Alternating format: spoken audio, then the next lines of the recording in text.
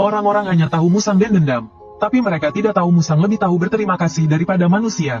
Kakek buyutku mengalami masa paceklik saat masih muda. Saat itu, dua anak kecil berbaju kuning datang ke rumah untuk meminta makan. Kakek buyutku yang baik hati memberi mereka sepotong roti jagung untuk dibagi. Kedua kakak beradik itu sopan dan santun, tetapi mereka tidak berbicara. Saat mereka hendak pergi, kakek buyutku masih khawatir dan memberinya beberapa bekal kering. Tanpa disadari, kebaikan kakek buyutku ini mengubah seluruh hidupnya. Setengah bulan kemudian, dua orang dewasa datang ke rumah kami dengan membawa dua anak kecil. Kakek buyutku terkejut saat melihat mereka, karena mereka adalah kakak beradik yang datang mengemis beberapa hari sebelumnya. Kedua orang dewasa itu berterima kasih kepada kakek buyutku. Mereka mengatakan mereka adalah pedagang yang sedang lewat. Mereka bertemu perampok di gunung dan terpisah dari anak-anak mereka. Berkat bantuan kakek buyutku, nyawa anak-anak mereka terselamatkan. Kakek buyutku tertawa dan mengatakan itu hanya bantuan kecil. Dia juga mengundang keluarga berempat itu untuk makan dan menghangatkan diri. Namun, kedua orang dewasa itu menolaknya.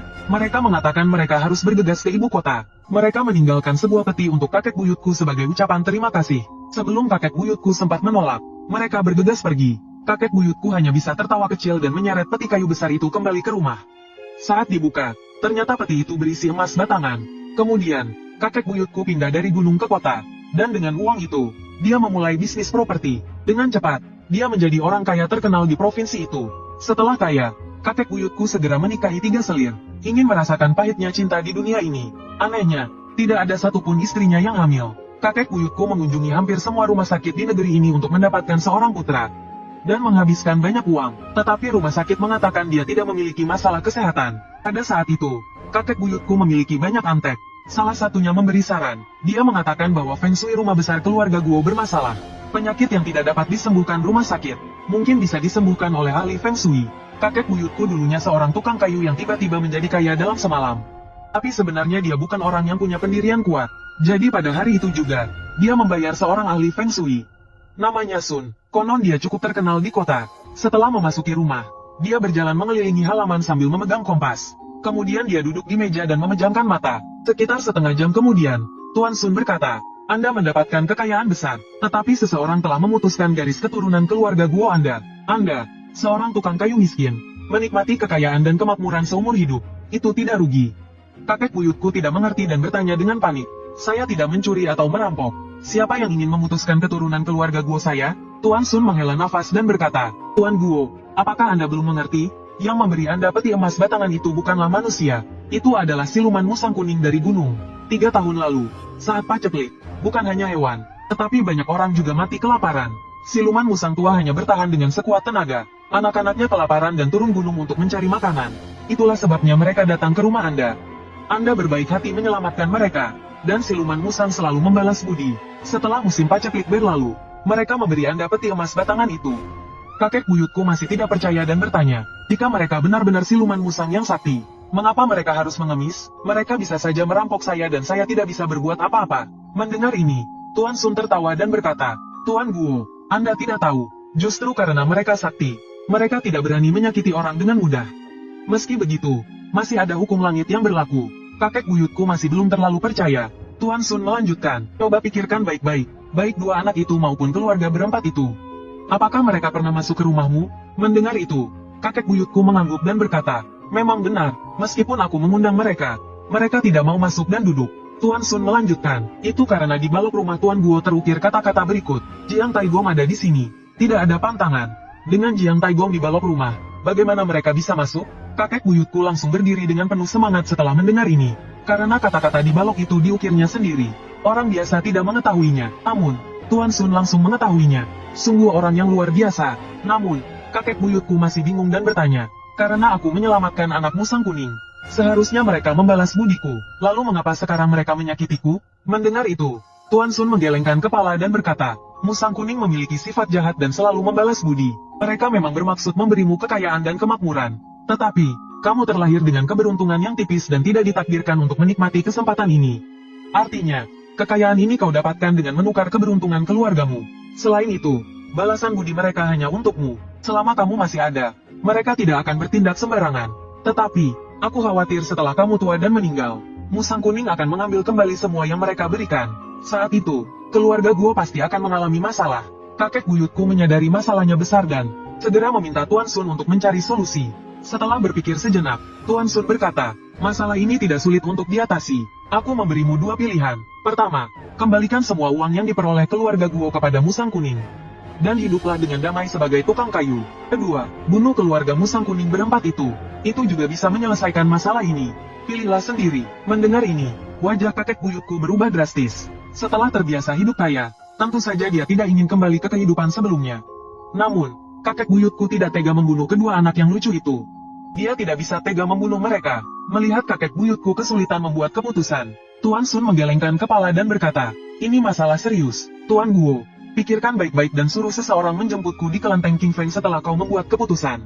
Setelah itu, dia pergi dengan kompasnya. Kakek buyutku memikirkan hal ini selama 3 hari 3 malam. Pada hari keempat, dia pergi sendirian ke kelenteng King Feng. Dia menemui Tuan Sun dan berkata dengan ragu-ragu, apakah ada jalan ketiga selain dua pilihan itu? Aku pasti akan memberikan sumbangan yang besar untuk kelenteng King Feng. Aku juga akan selamanya berterima kasih atas kebaikan Tuan Sun. Namun, Tuan Sun menggelengkan kepala dan berkata, tidak ada cara lain, karena Tuan Guo tidak bisa memutuskan. Bagaimana kalau begini saja, malam ini, aku akan membawamu untuk melihat keluarga Musang Kuning itu. Setelah melihat mereka, kau bisa membuat keputusan. Malam itu gelap gulita dan angin bertiup kencang. Tuan Sun memberi kakek buyutku semangkuk air jimat, lalu membawanya pergi dari rumah keluarga Guo. Namun, Tuan Sun tidak pergi ke hutan untuk mencari Musang Kuning, melainkan membawa kakek buyutku ke balik pohon tak jauh dari makam leluhur keluarga Guo. Sebelum kakek buyutku bertanya, Tuan Sun memberi isyarat untuk diam. Dia menyuruh kakek buyutku bersembunyi di balik pohon dan memperhatikan dengan tenang. Jangan membuat suara sedikit pun. Kira-kira 1 jam kemudian, kakek buyutku tiba-tiba melihat asap hijau mengepul dari makam orang tuanya. Setelah asap menghilang, makam di depannya berubah menjadi sebuah paviliun yang elegan. Ada pelayan yang sibuk bekerja di halaman. Tampak seperti rumah keluarga kaya, tapi kakek buyutku berkeringat dingin, karena dia mengenali semua pelayan yang sibuk di halaman. Mereka jelas adalah kertas-kertas yang dibakarnya untuk orang tuanya saat sembahyang leluhur belum lama ini. Beberapa saat kemudian, beberapa orang keluar dari rumah utama. Setelah dia mati lebih dekat, ternyata itu adalah keluarga beranggotakan 4 orang yang memberinya batangan emas. Dan saat itu kakek buyutku tiba-tiba menyadari, pelayan yang melayani keluarga berempat itu, ternyata adalah orang tuanya yang telah lama meninggal. Kakek buyutku sangat marah dan ingin keluar untuk mengkonfrontasi keluarga itu. Tetapi Tuan Sun buru-buru menghentikannya. Keluarga berempat itu makan dan minum sampai kenyang. Dan baru setelah itu orang tuanya berani makan sisa makanan mereka. Setelah makan, mereka kembali sibuk bekerja di halaman seperti kertas-kertas itu. Melihat ini, mata kakek buyutku memerah. Air mata menggenang di matanya. Begitulah sampai fajar menyingsing dan asap hijau kembali mengepul. Paviliun dan halaman itu pun lenyap. Kakek buyutku segera berlari keluar dan berlutut di depan makam orang tuanya, menangis terseduh-seduh. Setelah selesai menangis, dia berkata kepada Tuan Sun, siluman Musang Kuning terkutuk itu keterlaluan. Mereka memonopoli semua persembahan yang kubakar untuk orang tuaku, dan hanya meninggalkan sisa makanan untuk mereka. Ini tidak bisa ditoleransi, Tuan. Aku telah memutuskan untuk membasmi musang-musang itu. Ini juga sebagai bentuk pertanggungjawaban kepada orang tuaku. Mendengar ini, Tuan Sun mengangguk dan berkata, tidak sulit untuk menyingkirkan hama-hama itu. Tetapi melakukan hal itu akan merusak kebajikan dan takdirku. Kakek buyutku segera menjawab, jangan khawatir, Tuan Sun. Setelah ini selesai, uang bukan masalah. Tanpa diduga, Tuan Sun menggelengkan kepalanya dan tersenyum pahit. Kekayaan hanyalah benda duniawi. Kelenteng King Feng telah lama rusak. Jika Tuan Guo benar-benar tulus, ku harap nanti kau dapat membantu merenovasinya. Kakek buyutku langsung setuju tanpa ragu. Melihat dia mengangguk, Tuan Sun mendekatkan mulutnya ke telinga kakek buyutku dan berbisik.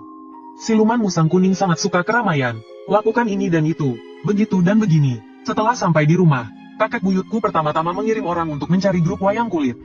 Dia juga membeli banyak cinnabar dan belerang untuk mengusir roh jahat. Akhirnya, dia mendirikan panggung wayang di lereng Bukit Limali di sebelah timur makam leluhurnya.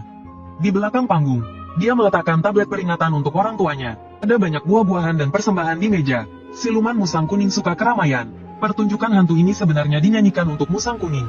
Benar saja, ketika malam sudah larut, keluarga berempat itu datang dengan congkak untuk menonton pertunjukan. Ketika saatnya tiba, Tuan Sun tiba-tiba mengambil bom dan memukulnya sekali. Para pemain wayang segera meninggalkan panggung. Hanya keluarga Musang Kuning yang tersisa di halaman. Kemudian, kakek buyutku menaburkan cinnabar dan belerang di sekitar panggung. Lalu dia memerintahkan para pelayan untuk menyalakan api. Dalam sekejap, api berkobar. Api berkobar selama 3 jam. Setelah api padam, hanya tersisa 4 musang kuning besar di bawah panggung. Begitu Tuan Sun mendekati mereka, musang kuning kecil itu tiba-tiba melompat dan menggigit lehernya. Tuan Sun menjerit kesakitan dan meronta-ronta. Baru saat itulah musang kuning kecil itu melihat kakek buyutku. Mata bulatnya penuh dengan keterkejutan. lalu kesedihan, berakhir dengan keputusasaan dan kebencian. Pada saat itu, para pengawal di sekitarnya bergegas maju dan menangkap musang kecil itu lalu membantingnya ke tanah. Segera setelah itu, serangkaian pukulan tongkat mendarat di tubuhnya. Tetapi musang kecil itu tidak lari atau menghindar. Ia hanya menatap kakek buyut dengan tajam. Kakek buyut mengenalinya. Inilah anak laki-laki kecil yang datang untuk meminta makanan. Meskipun tubuhnya berbeda, tetapi matanya persis sama. Kakek buyut berkata dia tidak akan pernah melupakan tatapan itu seumur hidupnya. Akhirnya, musang kecil itu mati karena pukulan tongkat para pengawal. Dan Tuan Sun, entah kenapa, hanya digigit oleh musang kecil itu. Tetapi darahnya tidak berhenti mengalir. Dalam waktu kurang dari 1 jam, ia meninggal. Semua musang mati, dan kakek buyut mengira masalah ini sudah selesai. Tetapi malam itu, kakek buyut mengalami mimpi aneh. Dia bermimpi orang tuanya berlutut di depan tempat tidurnya, menangis terseduh-seduh. Melihat itu, kakek buyut segera bangun dan mencoba membantu mereka, berkata, "Kedua orang tua, mengapa berlutut seperti ini? Bukankah ini akan mengurangi umurku?" Tanpa diduga, ibunya meneteskan 2 air mata darah dan memarahinya. "Anak durhaka, tahukah kau bahwa kau telah melakukan dosa besar? Aku dan ayahmu datang untuk memberitahumu bahwa kau akan segera mati." Kakek buyut tahu bahwa ibunya pasti mengacu pada pembunuhan musang. Jadi dia bertanya dengan bingung, "Musang itu menduduki makam kalian berdua. Apa yang kulakukan itu masuk akal, bukan?" Mendengar ini, ibunya menangis terseduh-seduh dan berkata, "Kau sangat bodoh. Bisa berlatih di samping musang itu adalah suatu kehormatan bagi aku dan ayahmu. Dalam beberapa tahun lagi, kami akan mencapai pencerahan. Musang itu secara alami akan meninggalkan makam kita. Saat itu, keturunan keluarga Guo akan berlanjut. Tapi kau telah menyebabkan bencana besar ini. Musang itu telah berlatih di pegunungan dan mengenal banyak dewa. Dia juga kerabat dekat Dewi Huang Sanyang. Kau telah melukai nyawa mereka sekeluarga, dan kau tidak akan bisa lolos." Kakek buyut terkejut mendengarnya. Mana yang benar? Kata-kata ibunya atau Tuan Sun? Tiba-tiba, kakek buyut terbangun. Dia menyadari bahwa dia tidak berada di kediaman keluarga Guo, melainkan berbaring di depan makam orang tuanya. Ini berlangsung selama 3 hari. Setiap hari, kakek buyut mengalami mimpi yang sama, dan setelah bangun, dia selalu berada di depan makam orang tuanya. Kakek buyut tahu dia pasti kerasukan. Adapun apakah Tuan Sun salah menilai dan membunuh musang, itu tidak penting lagi sekarang, karena Tuan Sun sudah mati. Yang penting sekarang adalah siapa yang bisa menyelesaikan masalah ini. Setelah berpikir panjang, kakek buyut teringat 3 murid Tuan Sun. Seperti kata pepatah, guru yang hebat melahirkan murid yang hebat. Mungkin mereka bisa membantu. Jadi, kakek buyut segera bergegas ke kuil King Feng. Setelah mendengar ceritanya, ketiga pendeta muda itu dengan tenang berkata, "Tuan Guo, jangan panik. Guru tahu bahwa ini adalah karma buruknya. Oleh karena itu, dia juga meramalkan bahwa Tuan Guo akan menghadapi kesulitan ini setelah kematiannya." Sambil berbicara, pendeta muda itu menunjuk ke arah seekor anjing hitam yang diikat di kuil dan melanjutkan. Anjing ini bernama Dahei. Dia telah bersama guru di kuil sejak kecil. Tanpa sengaja, dia juga menyerap sebagian dari kultivasi guru. "Bawalah dia pulang, dan dia akan melindungi rumahmu." Maka, kakek buyut membawa Dahei pulang. Dan benar saja, anjing hitam ini sangat berwibawa. Beberapa anjing galak di sekitarnya akan menghindarinya. Yang lebih aneh lagi, anjing ini tidak tidur di tanah setiap hari. Melainkan, dia naik ke atap kediaman keluarga Guo dan duduk di sana. Entah bagaimana, benda itu seperti jimat sakti. Anehnya, sejak Hei Hei masuk ke rumah, kakek buyut tidak pernah mimpi buruk lagi. Setelah musim dingin tiba, perut istri kakek buyut, Nyonya Liu, semakin membesar. Malam itu, Hei Hei seperti biasa bertugas di atap. Kebetulan beberapa pengangguran sedang berjalan-jalan di pinggir jalan. Melihat seekor anjing hitam berbaring di atas tembok rumah kakek buyut, mereka langsung ngiler. Semangkuk daging anjing di musim dingin ini pasti enak sekali. Setelah berunding, mereka menemukan panah. Ujung panah itu telah diolesi racun. Tiba-tiba, dari tempat persembunyian, sebuah panah ditembakkan ke arah Hei Hei. Bagaimanapun juga, Hei Hei hanyalah seekor anjing biasa. Setelah keracunan, ia tidak lama kemudian mati. Saat fajar menyingsing, ketika kakek buyut mengetahui bahwa Hei Hei hilang, ia langsung berkeringat dingin. Dalam hati ia bergumam, "Selesai sudah, semuanya selesai." Benar saja, malam itu juga kakek buyut mendengar keributan di luar. Ia bangun dan melihat, banyak sekali musang berlutut di luar pintu. Mereka mengenakan kain kabung dan menangis terseduh-seduh. Seekor musang berbulu putih yang memimpin mereka mengeluarkan suara melengking. "Cucuku, karena kebaikanmu, memberimu kekayaan, dan membimbing orang tuamu untuk bertapa, tetapi kau malah membakar mereka sekeluarga. Dendam darah ini harus dibalas dengan darah." Kakek buyut ketakutan dan segera bersembunyi kembali ke dalam kamar. Sementara itu, para musang terus berlutut dan menangis. Mereka baru bubar saat fajar tiba. Kakek buyut segera bergegas menuju kelenteng King Feng. Ia menceritakan semuanya kepada pendeta muda di kelenteng King Feng. Pendeta muda itu menghela nafas dan berkata, "Ini semua takdir. Seharusnya Hei Hei bisa melindungimu selama 3 tahun. Setelah 3 tahun, musang-musang itu tidak akan membalas dendam padamu. Sekarang Hei telah tiada, musang-musang itu berani datang ke rumahmu untuk meratap. Musang meratap, apa yang akan terjadi? Kakek buyut bertanya dengan cemas. Kucing menggantung mayat, musang meratapi kematian. Jika mereka menangis selama 7 hari, bahkan dewa tertinggi sekalipun tidak akan bisa hidup. Mendengar ini, kakek buyut putus asa dan berkata, sudahlah, aku hanyalah seorang tukang kayu miskin. Aku sudah puas menikmati kekayaan dan kemakmuran selama bertahun-tahun. Aku akan pulang dan mempersiapkan pemakamanku. Hanya saja istriku, Nyonya Liu, masih mengandung. Jika setelah kematianku, keluargaku menghadapi kesulitan, aku mohon pendeta, jika memungkinkan, tolong bantu mereka. Pendeta muda itu mengingat kebaikan kakek buyut yang pernah merenovasi kelenteng King Feng. Lalu berkata, Tuan Guo, jangan putus asa, aku punya satu cara lagi, entah berhasil atau tidak. Kakek buyut sangat gembira mendengarnya, dan segera menanyakan cara tersebut. Pendeta muda itu berdiri dan perlahan berkata, musang-musang itu bisa saja langsung membunuhmu untuk membalas dendam. Tetapi mereka memilih untuk meratap selama 7 hari. Ini berarti musang besar tidak bisa masuk ke halaman rumahmu. Ada benda suci di dalamnya yang mereka takuti. Jika kau menemukan benda suci itu, mungkin kau bisa selamat. Namun, setelah kembali ke rumah, kakek buyut menggali tanah sedalam 3 kaki tetapi tidak menemukan benda suci apapun. Akhirnya, ia meminta pendeta muda itu untuk datang bersama kompasnya. Akhirnya, pendeta muda itu berhenti di depan Jiaotu di pintu. Jiaotu adalah hiasan kepala binatang di gagang pintu. Biasanya berbentuk kepala binatang buas. Menurut cerita rakyat, benda ini bisa mengusir roh jahat. Namun, Jiaotu biasanya terbuat dari logam. Sedangkan Jiaotu milik kakek buyut terbuat dari beras. Lalu pendeta tahu muda itu berkata, ukiran Jiaotu di gerbang ini matanya tertutup. Saat malam tiba dan bulan muncul, matanya akan terbuka. Sepertinya, Jiaotu penjaga gerbang inilah yang ditakuti musang kuning itu.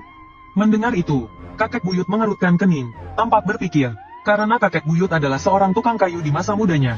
Dia telah membuat banyak ukiran Jiaotu untuk gerbang orang. Dia belum pernah mendengar tentang Jiaotu yang matanya tertutup di siang hari dan terbuka di malam hari. Mungkin pendeta tahu muda itu salah ingat. Namun, pendeta tahu muda itu menggelengkan kepalanya dengan yakin dan berkata, terakhir kali saya ke sini, saya memperhatikan Jiaotu ini. Saat itu, saya merasa aneh melihat mata Jiaotu tertutup. Saya pasti tidak salah ingat.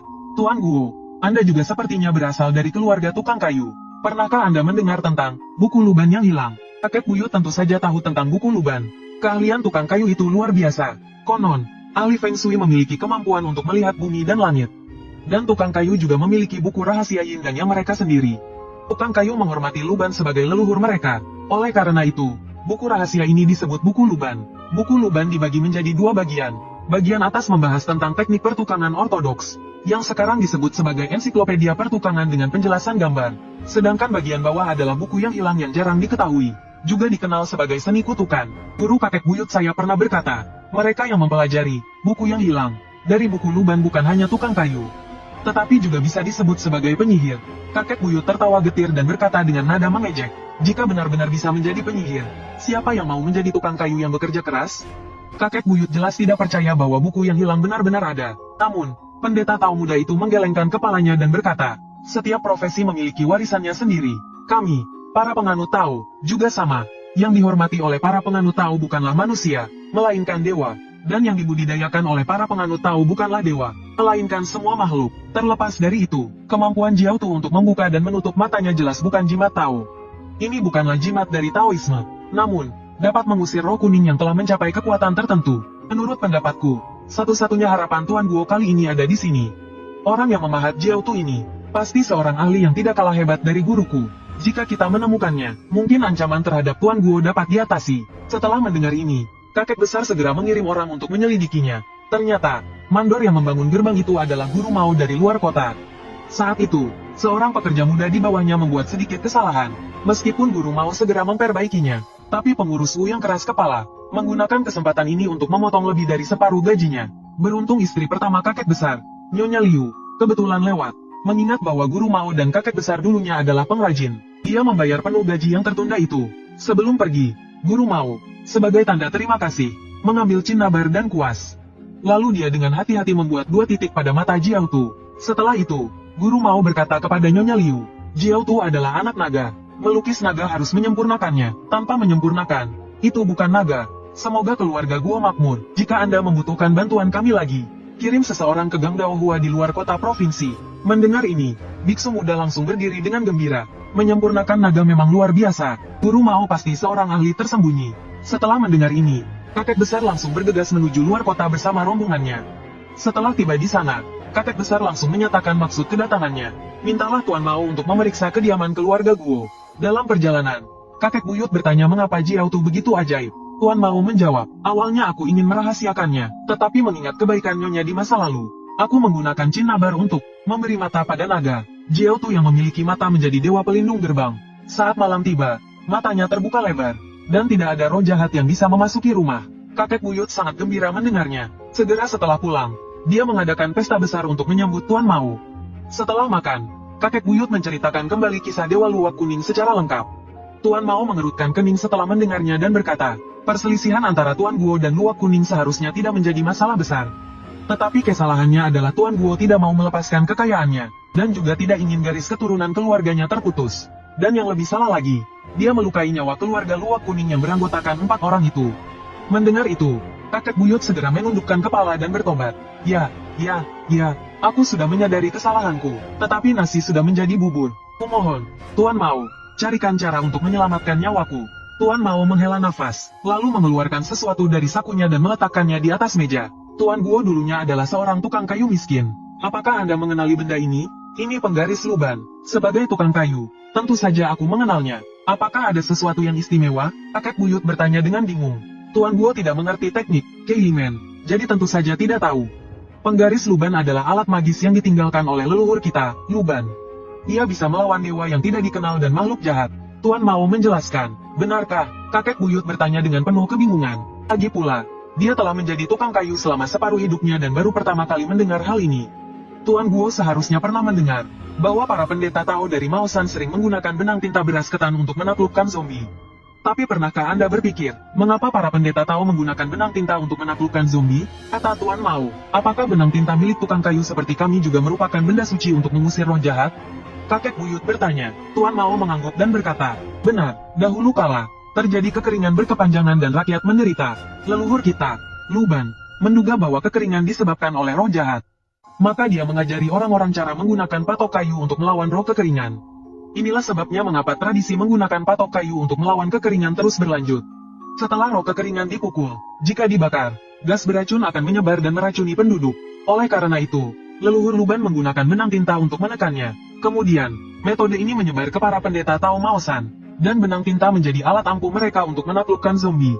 Hanya saja pengikut Luban selalu rendah hati, dan tidak pernah mengungkapkan hal ini kepada dunia. Kakek buyut berdiri dengan semangat setelah mendengarnya. Lagi pula, dia juga seorang tukang kayu yang pernah berguru, tetapi belum pernah mendengar apa yang dikatakan Tuan Mao. Tak perlu dikatakan, Tuan Mao pasti telah mempelajari ilmu sihir. Maka, kakek buyut segera maju dan berkata, Tuan Mao, sebutkan saja harganya. Selama Anda dapat membantuku melewati bencana ini, berapapun aku akan membayarnya. Tanpa disangka, Tuan Mao tertawa dan berkata, kita sama-sama tukang kayu. Untuk apa bicara soal uang? Serahkan saja padaku. Penggaris luban ini adalah warisan dari guruku. Aku membawanya saat berjalan di malam hari di pemakaman massal dan tidak ada setan atau monster yang berani mendekatiku. Jika besok para luwak kuning itu berani datang untuk meratap lagi, aku akan menggunakan penggaris luban dan memastikan mereka tak akan kembali. Saat itu, seorang murid Tao bertanya, Tuan Mao, aku pernah mendengar dari guruku bahwa pengikut luban tidak hanya ahli menggunakan alat, tetapi juga mahir dalam seni jimat. Benarkah itu? Mendengar itu, Tuan Mao berdiri dan berkata, pengikut luban memang memiliki seni jimat, tapi bukan jimat kuning seperti yang digunakan para pendeta Tao. Jimat yang digunakan pengikut luban adalah benda. Sebagai contoh, jika aku membuatkan keluarga Guo sebuah batu buatan, ku hanya perlu mengukir pola unik di bagian tertentu, dan batu buatan itu menjadi jimat. Atau, jika aku membuatkan keluarga Guo sebuah pintu, maka pintu itu adalah jimat. Oleh karena itu, kekuatan pengikut luban terletak pada karya tangan mereka, dan orang luar tidak dapat melihatnya. Mendengar ini, kekaguman kakek buyut terhadap Tuan Mao semakin bertambah. Waktu berlalu dengan cepat hingga malam tiba. Benar saja, gerombolan musang kembali meratap di depan pintu. Tuan Mao pertama-tama menyalakan 3 batang dupa di depan altar leluhur. Kemudian ia keluar sambil memegang penggaris luban dan berkata kepada para musang, aku menerima perselisihan keluarga Guo. Aku tahu kalian telah berlatih keras. Pergilah sekarang. Jika tidak, jangan salahkan penggaris suciku ini. Namun, musang putih pemimpin mereka berkata dengan meremehkan, keluarga Huang dan Guo ini memiliki dendam darah. Aku lihat kau tak punya kekuatan spiritual, tapi berani bicara besar. Hari ini aku akan memberi pelajaran pada kalian, manusia tak berperasaan. Setelah musang itu tertawa dingin, Asap putih tiba-tiba mengepul di sekitar halaman keluarga Guo. Tuan Mao langsung diselimuti asap. Kemudian, terdengar suara pertarungan samar-samar dari dalam asap. Kabut merah menyala. Baru setelah dupa terbakar setengah, semuanya menjadi tenang. Melihat asap putih menghilang, kakek buyut segera berlari keluar. Halaman depan rumah berantakan. Bangkai musang berserakan di mana-mana. Khawatir akan keselamatan Tuan Mao, kakek buyut mengikutinya. Akhirnya, ia menemukan Tuan Mao di hutan lebat di luar kota. Dengan wajah lelah, Tuan Mao berkata, "Musang itu licik. Setelah bertarung, mereka sadar bukan lawanku dan melarikan diri. Aku khawatir mereka akan kembali lagi." Setelah berdiskusi, kakek buyutku memutuskan untuk membiarkan Tuan Mao tinggal sementara. Agar jika musang itu kembali, mereka sudah siap. Namun, keesokan harinya terjadi sesuatu. Pagi-pagi sekali, seorang pengemis tua datang ke depan pintu. Kakek buyut yang baik hati membuka pintu dan hendak memberinya makanan. Tetapi pengemis tua itu tiba-tiba menyerangnya. Ia membuka labu yang dibawanya dan menyemprotkan isinya ke pintu rumah keluarga Guo. Isinya adalah kotoran manusia yang sangat bau. Kemudian, pengemis tua itu membenturkan kepalanya ke pintu. Darahnya mengotori tempat di mana gambar Jiao Tu berada. Kakek buyut segera menyuruh orang-orang untuk menghentikan wanita gila itu. Tuan Mao yang mendengar keributan itu keluar dan berkata, "Pagi hari adalah saat pergantian Yin dan Yang. Kotoran ini telah direndam dengan pembalut wanita, dan dicampur dengan darah manusia, lalu dioleskan di pintu. Jiao Tu takut kotor dan pergi. Ini merusak roh pelindung pintu." Kakek buyut menjadi marah dan berkata, "Aku berbaik hati padamu, memberimu sedekah. Tapi kenapa kau mencelakai aku?" Pengemis tua itu meludahi kakek buyut dan berkata, "Wu Tailai, kau menerima hadiah dari siluman musang, tapi membantai seluruh keluarganya. Kau pantas mati, aku telah merusak Jiao Tu pelindung pintumu. Nanti malam, saat siluman musang datang lagi, kita lihat bagaimana si Mao itu bisa melindungimu." Ternyata, nenek ini dulu pernah sakit parah. Beruntungnya, ia diselamatkan oleh siluman musang kuning. Setelah itu, ia menjadi murid siluman musang kuning. Ia selalu mempersembahkan sesajen setiap hari tanpa henti. Sekarang siluman musang kuning sedang dalam kesulitan, maka ia diutus untuk membantu. Kakek buyutku segera bertanya, "Tuan Mao, sekarang Dewa Jiao Tu telah dikalahkan. Apa ada strategi untuk menghadapinya?" Mendengar itu, Tuan Mao dengan tenang menarik kakek buyutku ke samping dan berkata, "Tentu saja aku punya strategi. Tapi, terus begini juga bukan solusi. Musang itu jumlahnya banyak, dan mereka pendendam, sangat sulit dihadapi. Bagaimana cara menyelesaikan masalah ini secara tuntas? Itulah yang penting." Kakek buyutku mendengarnya dan kembali merasa cemas. Apa yang dikatakan Tuan Mao memang benar. Aku sering menyesal telah membakar keluarga beranggotakan